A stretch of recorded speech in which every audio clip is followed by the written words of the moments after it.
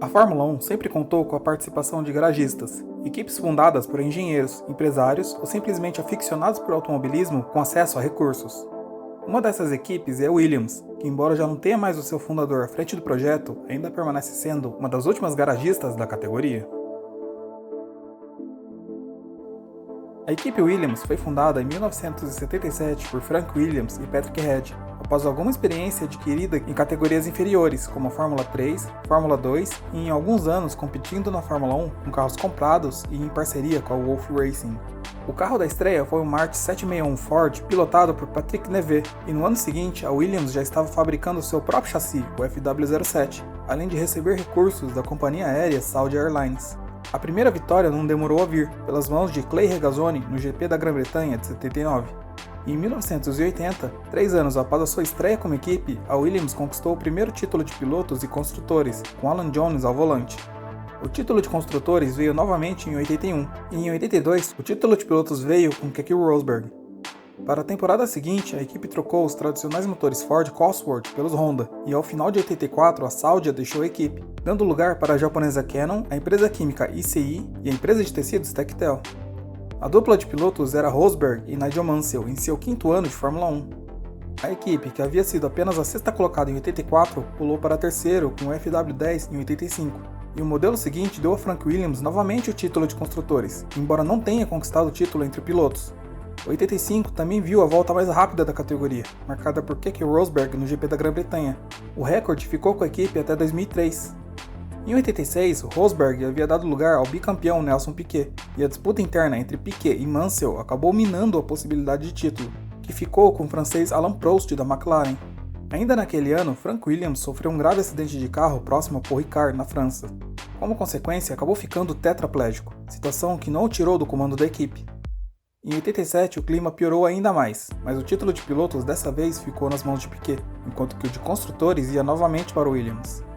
88 foi um ano complicado para o time. Piquet saiu da equipe e foi para a Lotus ocupar o lugar que era de Senna. A Honda saiu da equipe e foi para a McLaren, restando a equipe britânica os fracos motores Judd como um tapa-buraco.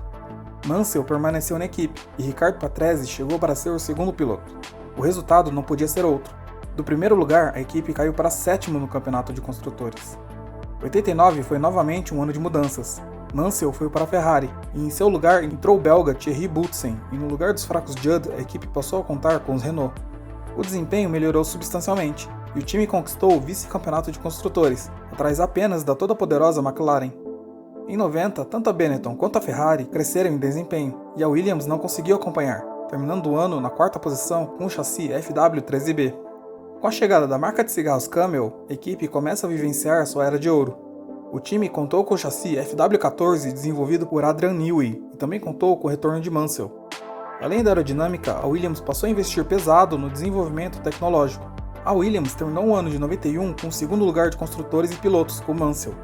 O ano seguinte teve domínio da Williams e o título de pilotos para Mansell, com 10 vitórias da equipe britânica em 16 provas. O chassi era o mesmo FW14, dessa vez em sua versão B, que contava com a suspensão ativa e ainda mais desenvolvimento tecnológico. Para 93, o chassi foi o FW15, uma versão mais modificada do ano anterior, mas que mantinha os princípios aerodinâmicos. A dupla de pilotos foi inteira modificada.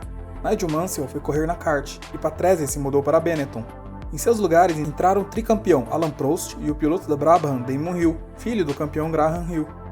O FW15 contava com o ápice da tecnologia, que incluía controle de tração, suspensão reativa, fly-by-wire, controle de estabilidade, freios ABS, entre outros.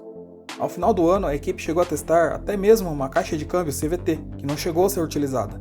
O título de pilotos foi novamente para Williams, enquanto Prost vencia seu 4º e último título na categoria. Com a aposentadoria de Prost no final do ano, o caminho ficou livre para Ayrton Senna.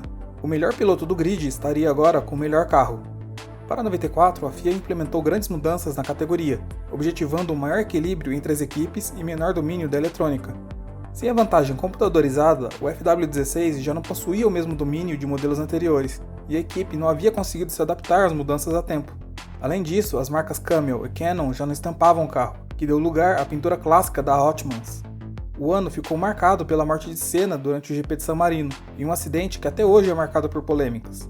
Frank Williams, Adrian Newey e Patrick Head chegaram a ser processados, mas não foram condenados, e ao final do ano a equipe ainda conseguiu chegar na última prova, o GP da Austrália, com chance de título. Mansell ainda fez um último retorno à equipe para 4 corridas, o que lhe rendeu a última vitória da carreira na Austrália.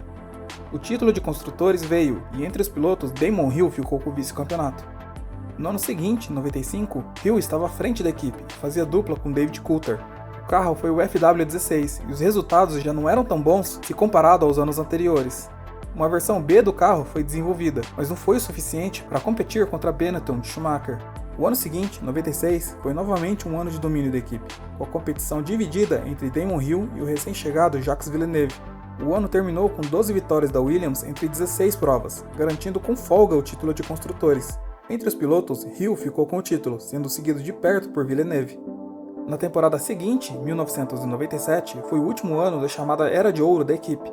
Hill saiu da Williams e foi para a Arrows, com seu assento sendo ocupado por Heinz-Harald Frentzen.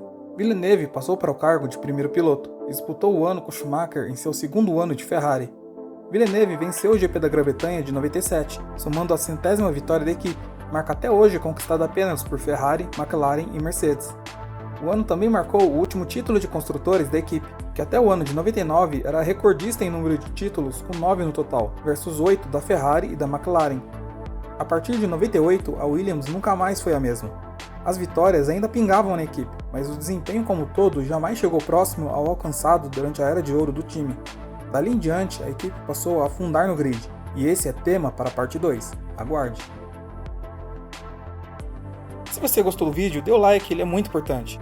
Se você não é inscrito e quer conhecer mais sobre Fórmula 1, inscreva-se no canal. Dúvidas, sugestões ou críticas são sempre bem-vindas, deixe aqui nos comentários. Até a próxima!